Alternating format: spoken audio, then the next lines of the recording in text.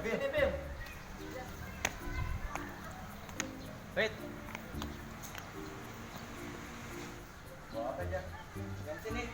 Buat apa? Kan motor saya kan mau gua di parkiran depan, jadinya saya minta bensin di ruang Kalau ini Bim, gas.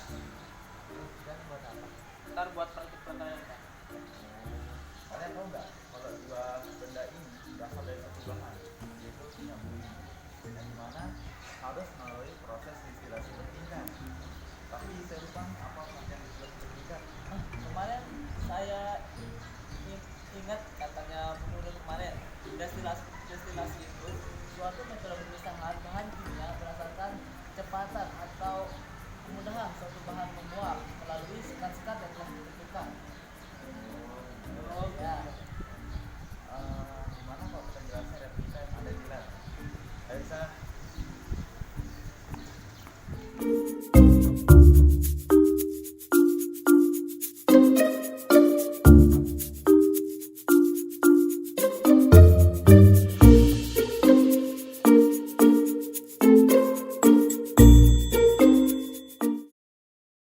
jadi inilah replika pengolahan minyak bumi berupa destilasi bertingkat. Yang pertama yaitu mesin bor atau drilling. Mesin bor adalah mesin yang digunakan untuk mengambil minyak mentah yang ada di dalam kerak bumi dengan kedalaman kurang lebih 6.000 meter. Kedalaman minyak bumi itu berbeda-beda tergantung tempat pengeborannya. Di sini kita menggunakan, yang saya tahu, menggunakan dua macam atau dua model selang, yaitu selang yang berkurang besar dan selang yang berkurang kecil. Selang yang berkurang besar ini berguna untuk mengefikskan atau menstabilkan posisinya agar tidak terlalu mengambing di dasar laut.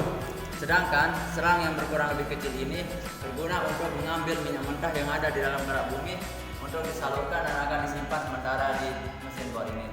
Setelah disimpan di sini, akan disalurkan lebih lanjut ke tempat penyimpanan minyak mentah atau profile. Setelah minyak mentah dikirim dari pengeboran, maka setelahnya akan disimpan di dalam penyimpanan. Di dalam tempat penyimpanan ini, minyak mentah akan disimpan dan akan disalurkan secara berangsur-angsur ke dalam tempat pembakaran. Mengapa harus disalurkan secara berangsur-angsur?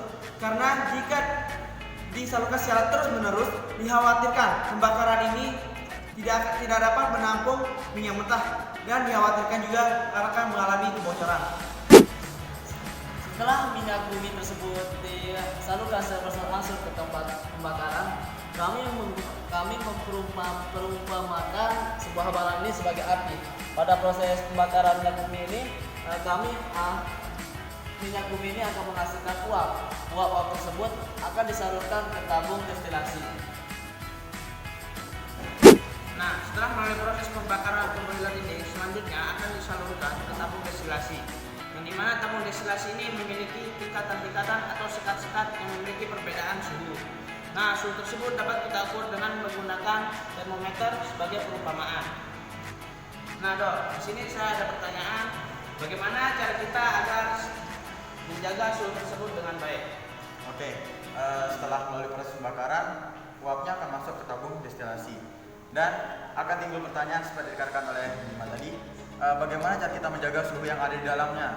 Sebenarnya kita itu tidak bisa menjaga suhu di dalam tabung ini. Kenapa? Karena secara perlahan suhu yang ada di dalamnya akan terus naik dan menyesuaikan dengan titik didihnya.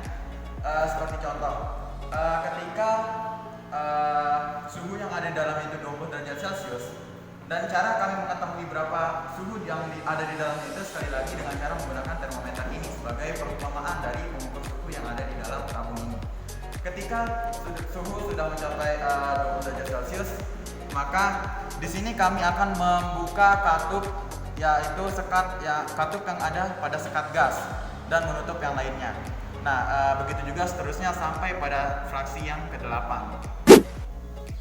Oke, di sini kami sekarang akan menjelaskan tentang proses pertama pengolahan destilasi bertingkat, itu fraksi-fraksinya. Ya, yang pertama pada titik didih 20 derajat Celcius akan menghasilkan zat berupa gas yang kemudian pada akhirnya dicairkan kembali dan dihasilkan LPG, liquid petroleum gas, dan biasanya dimanfaatkan sebagai bahan bakar kompor gas, mobil nitro atau diolah lebih lanjut menjadi bahan kimia lainnya. Nah, pada titik didih 40 derajat Celcius akan menghasilkan nafta atau gas bumi. Nafta ini tidak dapat langsung digunakan, melainkan harus diolah terlebih dahulu. Ini juga disebut dengan petroleum ether, pelarut non-polar yang biasanya sering digunakan sebagai cara pembersih. Pada titik didih 70 derajat Celcius akan menghasilkan bensin. Bensin adalah salah satu jenis bahan bakar minyak yang sering digunakan oleh kendaraan bermotor roda 2, 3 maupun 4. Ada beberapa jenis bensin yang sering digunakan, yaitu seperti Pertamax, Premium, Pertalite, dan Pertamax Plus. Pada titik didih 120 derajat akan menghasilkan minyak tanah atau kerosin. Nah, yang dimana minyak tanah atau kerosin ini dapat dimanfaatkan sebagai bahan bakar jet. Nah, pada fraksi kelima ini pada titik 200 derajat pada titik didih 200 derajat Celcius yaitu diesel, ini itu sering dimanfaatkan sebagai bahan bakar mesin diesel atau bahan bakar mesin industri. Nah, pada titik didih 300 derajat Celcius akan menghasilkan zat cair yang biasanya dimanfaatkan sebagai pelumas pada mesin untuk melindungi mesin dari gesekan. Nah, pada titik derajat 500 derajat Celcius akan menghasilkan parafin. Parafin ini berupa zat padat. Biasanya sering dimanfaatkan sebagai pembuatan korek api, semir, lilin, dan lain-lain. Pada titik didih yang terakhir ini yaitu 600 derajat Celcius, biasanya ini tuh dibuat sebagai aspal atau dapat dihasilkan sebagai aspal atau residu.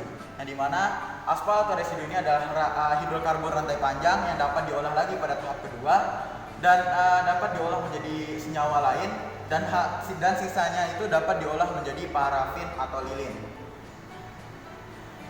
Dan selanjutnya kami akan menjelaskan tahap kedua dari pengolahan distilasi bertingkat ini. Nah, pada tahap kedua, bagian pertama ialah perengkahan atau cracking. Perengkahan ialah pemecahan senyawa-senyawa hidrokarbon bermolekul besar pada temperatur tinggi menjadi molekul-molekul yang lebih kecil. Pada proses perengkahan ini dilakukan pemisahan senyawa-senyawa hidrokarbon yang meliputi satu, pemecahan rantai alkilasi atau juga disebut dengan pembentukan alkil. Yang kedua itu polimerisasi yang kita kenal sebagai penggabungan rantai karbon. Yang ketiga itu reformasi, yaitu perubahan struktur. Dan yang terakhir ialah isomerasi atau disebut juga dengan perubahan isomer. Nah, pada tahap keduanya yaitu proses ekstraksi, yaitu proses pembersihan dengan menggunakan pelarut sehingga dihasilkan hasil yang lebih banyak dengan mutu yang lebih baik. Nah, tahap yang kedua yang bagian ketiga adalah proses kristalisasi. Proses kristalisasi adalah proses pemisahan produk-produk melalui perbedaan titik lainnya. Misalnya pada proses pemurnian solar yang melalui proses pendinginan, penekanan, dan penyaringan dan akan menghasilkan produk sampingan seperti lilin. Pada tahap kedua bagian 4 ini, pembersihan dari kontaminasi atau treating. Di mana tahap pertama dan tahap kedua ini sering terjadi pengotoran atau kontaminasi.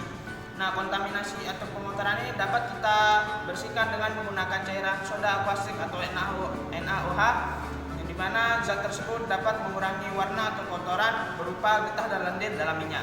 Oke, segitu saja dari materi pengolahan proses pengolahan minyak bumi yaitu destilasi bertingkat.